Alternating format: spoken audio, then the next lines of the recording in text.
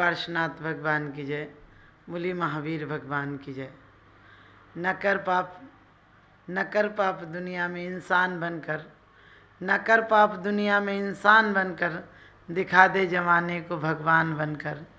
मिली है तुझे 4 दिन को जिंदगानी, इसे तू बिता ले प्रभु बंदगी में, इसे तू बिता ले प्रभु बंदगी में। वास्तव में इंसान कहता है कि ज़िंदगी 4 दिन को मिली है, लेकिन 4 दिन भी कहाँ। ज़िंदगी में 4 दिन हो या 40 साल हो या 100 साल हो, आदमी कितना पुण्य में गंवाता है, कितना पाप में गंवाता है, कितना रोकर गंवाता है, कितना खुशी और धन्यवाद देकर गंवाता है। क्योंकि वास्तव में ज़िंदगी में सुख यदि पुण्य हो तो जीवन में सुख मिलता है। क्योंकि कहा है, लोग कहते हैं पुण्य और पाप दोनों बेड़ी हैं, लेकिन हमारे आचार्यों ने कहा है कि जो प्रशस्त पुण्य है वह बेड़ी होने के बाद भी सोने की बेड़ी की तरह है, और जो पाप है वह हथकड़ी की तरह है। हथकड़ी लगने पर किसी का सम्मान नहीं होता बल्कि अपमान का सूचक है, और जो मालाएं डाली जाती हैं फूलों की, सोने के हार और पगड़ियाँ पहनाई जाती हैं, ये पुण्य का सूचक है। और यदि पुण्य है तो सब जगह पुण्य फले तो सब फले, पुण्य फले तो सब फले, वनिज खेत व्यापार। और भव भव भ्रमे बैल की नाही, कर्महीन नर पावत नहीं। जिनके पाप का उदय है वो दिन भर मेहनत करते हैं, लेकिन ना 2 टाइम की रोटी है उनके लिए, और न बच्चों के लिए कोई सुख सुविधाएं हैं, न बच्चों को पढ़ाई, न बीमारी का इलाज, कुछ नहीं करा पाते हैं। और एक तरफ भौतिकता के अंबार लगे हैं, एक तरफ क्योंकि हमारे समंत्रभद्र स्वामी ने कहा है, यदि पाप निरोधों ने संपदा किम प्रयोजनम, अतः पापो श्रवण सन्ना संपदा किम प्रयोजनम। यदि तूने पाप का आश्रव किया है तो संपदा क्या प्रयोजन रखती है। संपदा पाप के आश्रव किया है तो चली जाएगी, क्योंकि पाप में जो संपदा आएगी वो तुम्हें वैष्णव में अपने अपने घर में देख लेना, पाप हो रहा है या पुण्य हो रहा है। यदि तुम्हारा मन देव आराधना में, गुरुओं की उपासना में, जीवों पर करुणा करने पर, उपकार करने पर लग रहा है तो समझना तुम्हारा प्रशस्त पुण्य है। तुम्हारा पुण्य तुम्हें ऊंचाइयों की तरफ ले जा रहा है, क्योंकि कर्म तो पुण्य हो या पाप हो सीढ़ियों की तरह होते हैं। सीढ़ियाँ ऊपर चढ़ो तो छत पर पहुंचा देती हैं, और उन्हीं सीढ़ियों से नीचे उतरो तो धरातल में ले जाती हैं, बेसमेंट में ले जाती हैं।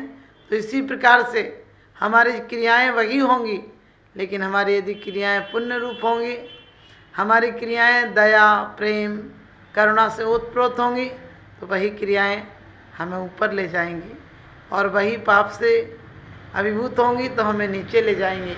तो हमें कहा है, पुण्य पाप फल माई हरक बिलखो मत भाई, यह पुद्गल पर जाए उपज बिन से थिर नाही। सम्यक दृष्टि तो दोनों में समभाव रखता है। सम्यक दृष्टि को पुण्य का उदय आए तब भी वह जानता है पर्याय है, और पाप का उदय आए तब भी जानता है कि इस समय जो कुछ मैंने किया था वही सामने आ रहा है। वह पागल नहीं होता, वह रोता धोता नहीं है। एक व्यक्ति को अभिमान भी तब होता है जब वह पर पदार्थों को अपना मानता है, जब वह जड़ पदार्थों को अपना मानता है। यदि वह जानता है कि ये तो पुद्गल की पर्याय हैं, और पर्यायों का लक्षण है उन्मज्जंती निबज्जंती जल कल्लोल बजले, क्योंकि ये उत्पन्न होकर नष्ट हो जाती हैं।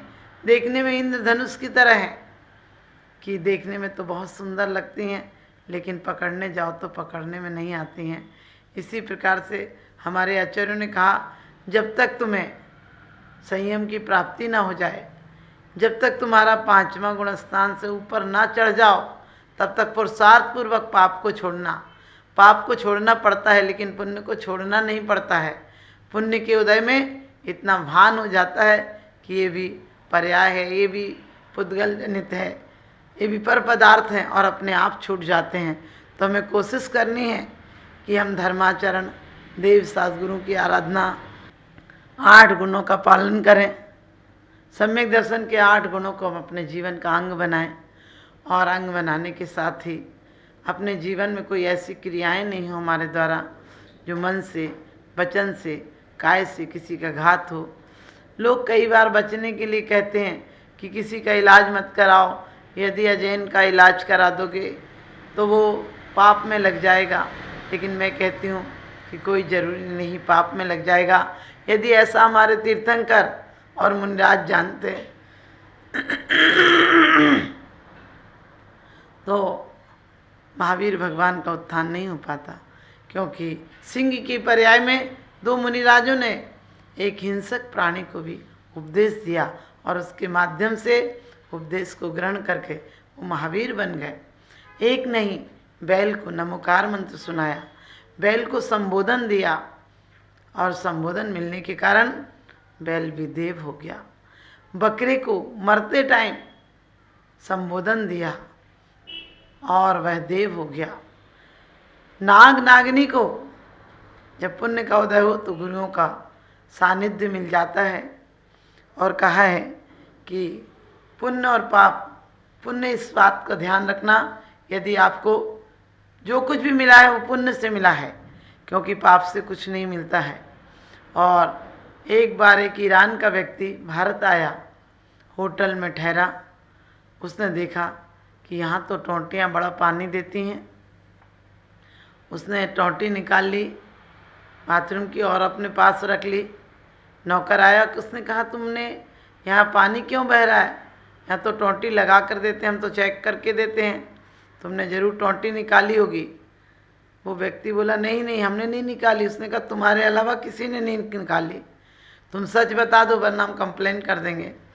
तो वो कहने लगा कि देखो सच्चाई तो ये है कि ये टोंटी पानी दे रही थी और हमारे ईरान में पानी नहीं है। हमने सोचा ये टोंटी को ले जाऊंगा तो एक बहुत बड़ी उपलब्धि हो जाएगी, वहाँ पर लोग मुझे पूजने लगेंगे, क्योंकि वहाँ ले जाऊंगा तो पानी पानी हो जाएगा ईरान में। मौके का फ़ायदा देखकर नौकर ने कहा कि हाँ ये तो सच है कि आप ले जाओगे तो पानी पानी हो जाएगा। उस व्यक्ति ने कहा क्या और टोंटियाँ भी मिलती हैं ऐसी? उसने कहा हाँ मिलती हैं, टोंटी तो मात्र 50 रुपये में आती थी। उस व्यक्ति ने कहा कि टोंटियाँ मिलती हैं? उसने कहा कितने में आती हैं, मुझे 1 दर्जन टोंटियाँ ला कर दो। उस व्यक्ति ने कहा कि एक टोंटी 500 रुपये की आएगी, और उसने 1 दर्जन टोंटियाँ लाकर उसको दे दी। वह बड़े खुशी से, क्योंकि पुण्य का उदय होता है तो आपको दिखाने का मन करता है, पुण्य का उदय होता है तो आपका मन करता है कोई देखिए आपका पुण्य। पुण्य को छपाते हो और पाप को छुपाते हो, जबकि पुण्य छुपा कर करो। पुण्य का उदय आए तो ज़्यादा घमंड मत करो, ज़्यादा अभिमान मत करो, किसी को नीचा मत दिखाओ। लेकिन पुण्य के उदय में आपका मन करता है लोग आएँ, आप पार्टियां करते हैं, लोगों को बुलाते हैं। जब भी जन्मदिन हो, शादी के मौके हों तो आप इसको पुण्य समझते हैं और पुण्य में सबको बुलाते हैं। लेकिन कोई विषाद हो जाए, कोई दुख हो जाए, छापा पड़ जाए, घाटा पड़ जाए, तब किसी को बुलाकर नहीं बताते हैं, क्योंकि उस टाइम तो मन करता है अकेले में पड़े रहो, किसी से बात मत करो।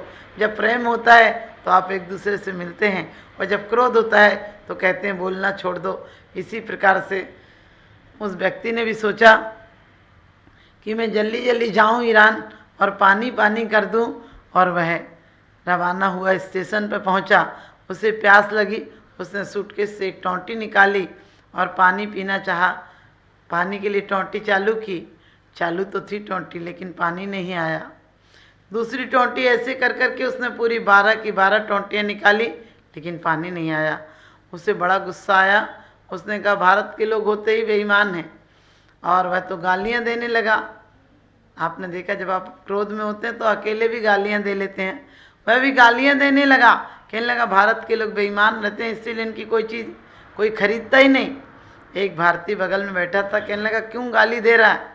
उसने कहा मैं टोंटी लाया था, ये टोंटी पानी दे रही थी, अब यहाँ पानी नहीं दे रही है, मुझे प्यास लग रही है, ये भारत की चीज़ बेकार होती है। उसने कहा भारत की बदनाम मत करना, भारत के आदमी भी अच्छे होते हैं और भारत की चीज़ें भी अच्छी होती हैं। और उसने कहा कि पानी तो दे नहीं रही हैं टोंटियाँ। उसने टोंटी ली और स्टेशन के एक नल पर खोलकर वो टोंटी लगा दी और टोंटी पानी देने लगी। उसने कहा कि भाई साहब सारी टोंटियाँ पानी देंगी? उसने कहा सारी टोंटियाँ पानी देंगी। उसने कहा हमारे ईरान में जाकर भी पानी देंगी? उन्होंने कहा कोई गारंटी नहीं, पानी देंगी या नहीं देंगी, क्योंकि इनका कनेक्शन जिससे करोगे जिस टंकी से करोगे, जिस पाइपलाइन से करोगे, और जो टंकी का कनेक्शन जिससे होगा, यदि तेल भरा होगा तो तेल देंगी, और पानी भरा होगा तो पानी देंगी, क्योंकि टोटियाँ कुछ नहीं देती हैं। इनका कनेक्शन जिससे करोगे ये वही देंगी। इसी प्रकार से हमने अपनी ज़िंदगी में यदि अपना कनेक्शन पुण्य से किया है तो हमें शुभ आयु मिलेगी, शुभ नाम मिलेगा, शुभ गोत्र मिलेगा, और अच्छा ज्ञान मिलेगा, अच्छा दर्शन मिलेगा, अच्छा भोगने की शक्ति मिलेगी, अच्छा देव आयु, मनुष्य आयु मिलेगी यदि पुण्य किया है तो। और यदि पाप किया है तो नरक गति, त्रियंच गति, और नरक गति में भी, त्रियंच गति में भी यदि थोड़ा सा पुण्य कर लिया होगा आपने तो आपको वो जानवर की पर्याय मिलेगी जो आप गाड़ियों में घूमेंगे। जो आप जानवर होकर भी, कुत्ता होना, हर कुत्ता एक सा नहीं होता है। एक कुत्ता होता है जिसके लिए सेवा को नौकर चाकर लगे होते हैं, और एक कुत्ता होता है जिसके लिए लोग धक्के मारते हैं, पत्थर मारते हैं। तो यदि पुण्य का उदय है तो आपको सब कुछ ठीक होता है। तो हम लोगों को कोशिश करना है कि हम अपने, क्योंकि पुण्य से अपनी आत्मा पवित्र होती है, और आत्मा पवित्र ही नहीं होती है, एक दिन परमात्मा होती है। तो हम अपनी ज़िंदगी का कनेक्शन पुण्य से बढ़ाएं, और पुण्य में स्वयं को भी आनंद मिलता है, दूसरों को भी आनंद मिलता है। पुण्यशाली व्यक्ति का जीवन एक वन की तरह होता है जो दिन रात सुगंध खुशबू लुटाता है, और पुण्य आत्मा का जीवन एक दीपक की भांति होता है जो प्रकाश देता है, अंधकार दिलों का मिटा देता है, विषाद मिटा देता है, शोक मिटा देता है, और स्वयं आनंद के झूले में झूलता है। क्योंकि कहते हैं आनंद हो तो अच्छा लगता है, और विषाद हो तो रोने का मन करता है, आनंद हो तो लोगों से मिलने का मन करता है। लेकिन लोगों का प्यार तो यहीं तक का है। ऐसा प्यार बनाओ, परमात्मा से बनाओ, और परमात्मा से सिर्फ पूजा करते करते नहीं मर जाओ, परमात्मा का बीजारोपण करके जाओ तो पुण्य फला अर्हन्ता। हम पुण्य का फल चाहते हैं, पुण्य का फल चाहते हैं कि हमें पुण्य का फल मिले, तो पुण्य जैसे कार्य भी करना पड़ेगा। और पुण्य के कार्य करने में प्रारंभ में तो थोड़ा सा लगता है, पुरुषार्थ करना पड़ता है, क्योंकि पानी नीचे ले जाना हो तो अपने आप बह जाता है, और अच्छा फ़िल्टर करना हो तो आपको किसी चीज़ में स्टोर करना पड़ता है। उसके बाद फ़िल्टर से कनेक्शन करें तो आपका पानी शुद्ध आता है, आपके जीवन को स्वस्थता देता है, आपकी बीमारियों को दूर रखता है। इसी प्रकार से हम अपने जीवन रूपी अनमोल समय को इसमें को पुण्य में गंवाएंगे, प्रशस्त पुण्य में। अपने परिवार के लिए रहोगे तो तुम्हारा पाप बंद हो जाएगा। अपने परिवार के लिए रोना जोड़ना आपका परिग्रह हो जाएगा, और परमार्थ के लिए कुछ छोड़ना, परमार्थ के लिए कुछ देना आपका पुण्य हो जाएगा। आपके जीवन में सुखद लाएगा, सुखदता लाएगा। आपके जीवन में सुरभि से आपका जीवन सुगंधित हो जाएगा।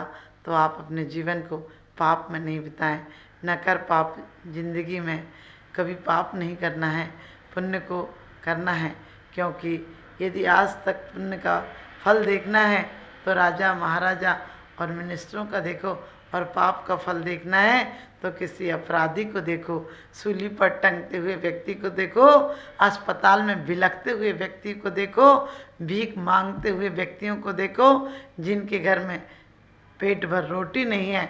एक तरफ पुण्य के उदय में गाड़ियां हैं, नौकर चाकर हैं, और बढ़िया मुस्कुराता हंसता खिलखिलाता जीवन है, तो दूसरी तरफ पाप के उदय में बैसाखी भी नहीं है, बीमारी है, और पेट में रोटी नहीं है, घर में अंधेरा ही अंधेरा है।